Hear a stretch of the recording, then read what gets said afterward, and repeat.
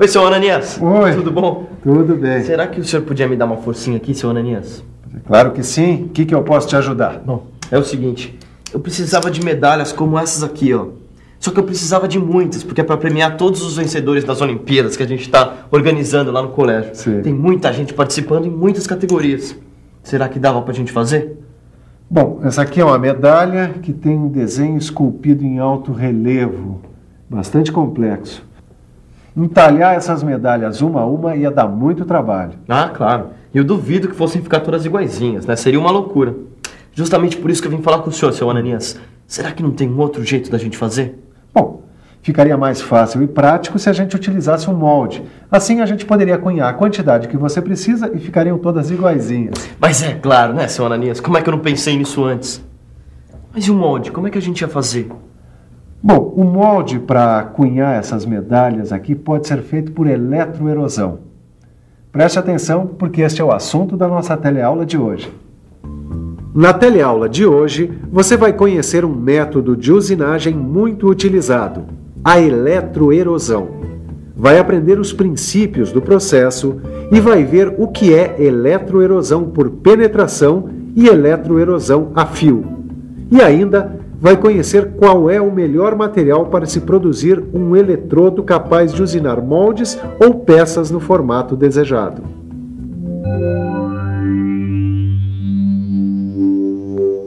A eletroerosão é um processo que desintegra partículas metálicas por meio de descargas elétricas. As primeiras descrições desse processo datam de meados do século XVIII. Naquela época já se sabia usar descargas elétricas para transformar partículas em pó metálico.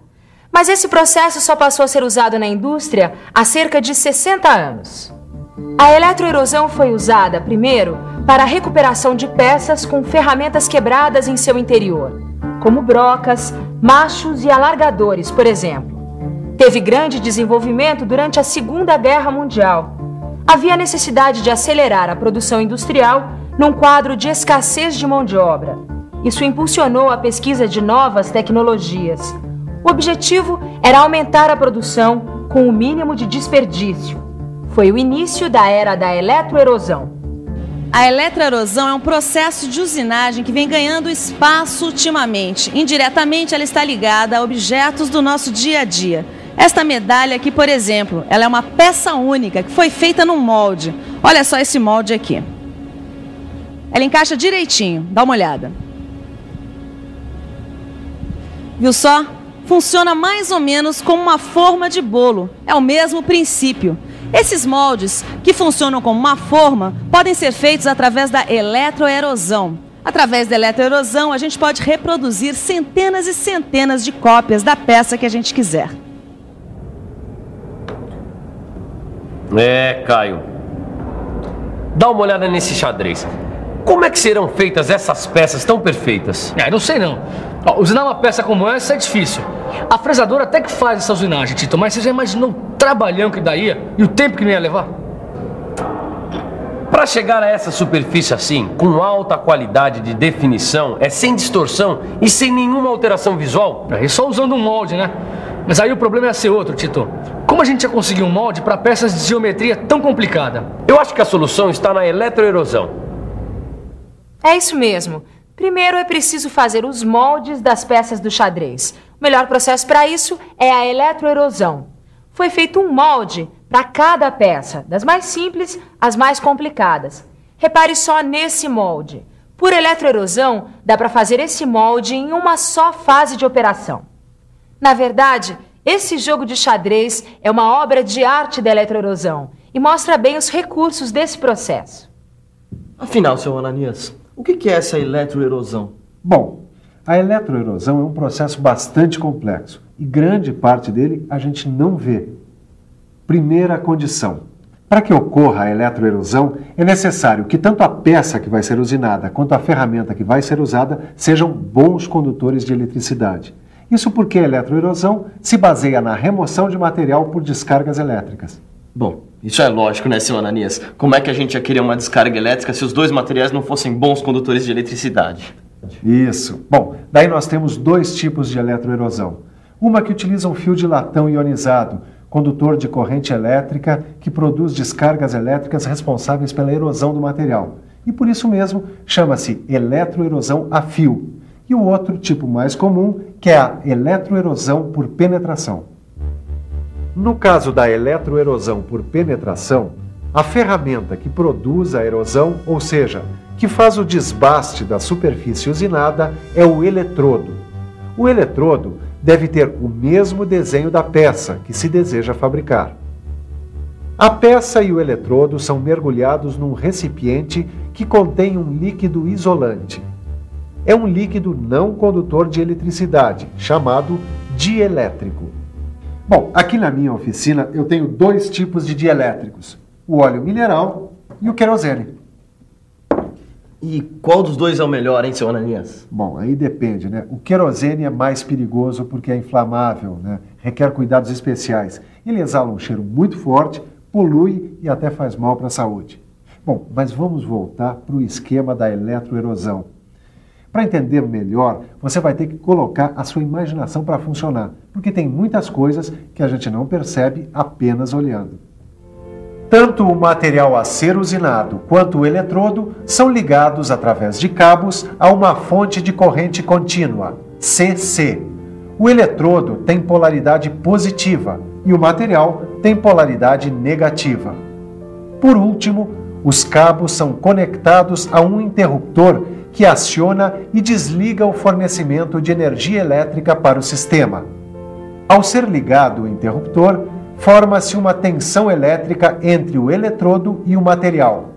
No começo, não passa corrente elétrica porque o fluido dielétrico funciona como isolante. Mas quando se diminui o espaço entre a peça e a ferramenta até uma determinada distância, o dielétrico passa a atuar como condutor.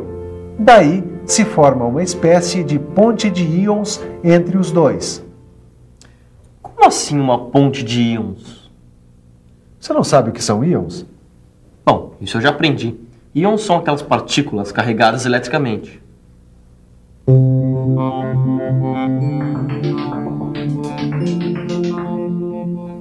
Bem, vamos por parte. Temos íons carregados positivamente, os cátions, e temos íons com cargas negativas, que são os ânions. Essas partículas, em contato num líquido condutor, estabelecem uma corrente. Partículas migrando de um lado para o outro, uma ponte de íons. Bom, até aí eu entendi, seu Ananias. Mas como é que esse processo vai usinar a superfície da peça? Bom, vamos ter que imaginar um pouco mais, porque não é visível.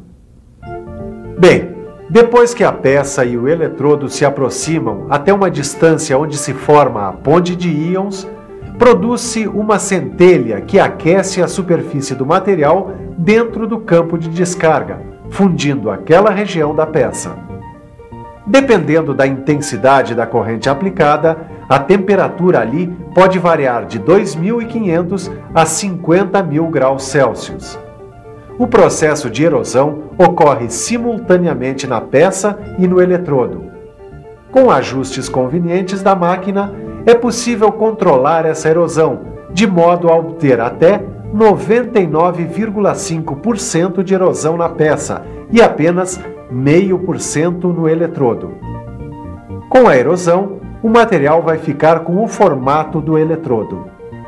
Outro detalhe importante é a distância entre a peça e o eletrodo. A distância mínima na qual é produzida uma centelha é chamada de gap. Vem da palavra inglesa gap, que significa folga. Gap, na verdade, é o comprimento da centelha e depende da intensidade da corrente aplicada. O tamanho do gap pode determinar a rugosidade da superfície da peça. Com um gap alto, o tempo de usinagem é menor, portanto, a rugosidade é maior. Quando o gap é baixo, o tempo de usinagem é maior e a rugosidade da superfície da peça é menor.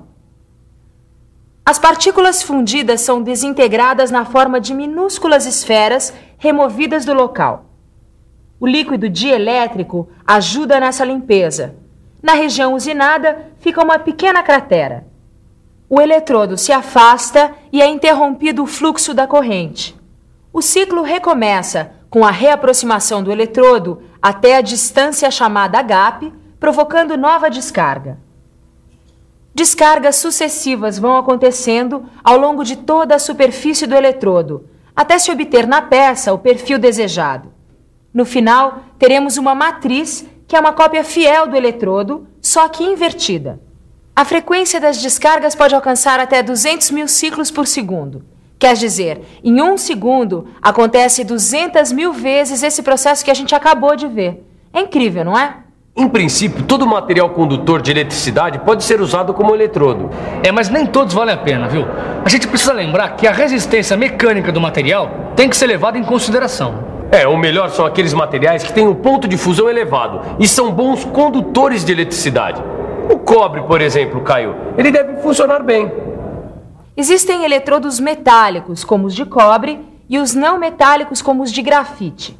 Entre os metálicos, os mais utilizados são esses aqui, eletrodos de cobre eletrolítico, além dos de cobre tungstênio e de cobre sinterizado. Eles apresentam um ótimo acabamento e o mínimo desgaste durante o processo de eletroerosão. Já entre os não metálicos, o mais usado é o de grafite. Eles são insensíveis a choques térmicos, porém eles são quebradiços. O grafite é um material de fácil usinagem. Ele conserva suas qualidades mecânicas, mesmo exposto a altas temperaturas. Praticamente não se deforma e ele é bem leve. No entanto, eles não podem ser moldados ou conformados e não aceitam redução por ácido. Bom, você já viu em detalhes como é o processo de eletroerosão por penetração. Vamos conhecer agora um outro processo, a fio, que é ideal para contornos complexos, como é o caso dessa peça aqui, que foi feita nesta máquina. Observe o fio que passa por dentro da peça. É de latão ionizado e atravessa a peça submersa em água desionizada, ou seja, sem cargas. Entre o fio e a peça ocorrem descargas elétricas que cortam o material.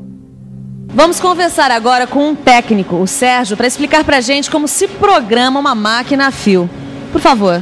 Bom, a gente programa o corte no computador, o que permite o corte de perfis complexos e de alta precisão. Em alguns equipamentos existe o plotter, que é uma espécie de traçador gráfico. É importante porque permite que a gente confira a execução do programa pela máquina. E assim a gente pode melhorar cada vez mais o nosso desempenho.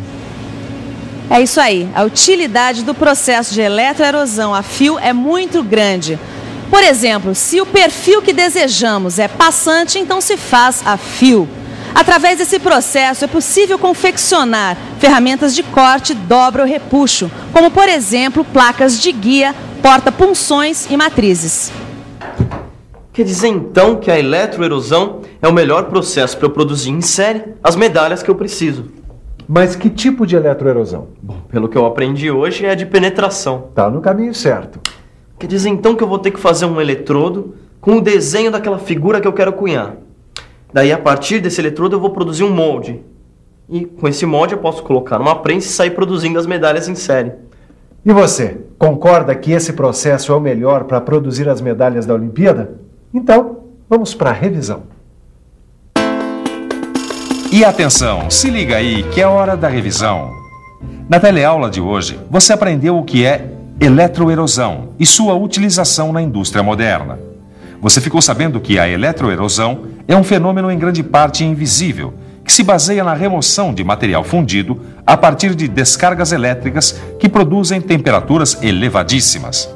Conheceu ainda os dois tipos de eletroerosão mais usados, por penetração e a fio. E viu vários tipos de eletrodos, de vários formatos e de vários materiais. Nós aqui já conhecemos como funciona a eletroerosão. E você? Na próxima teleaula você vai conhecer mais um exemplo prático de usinagem por eletroerosão. Até a próxima. Tchau!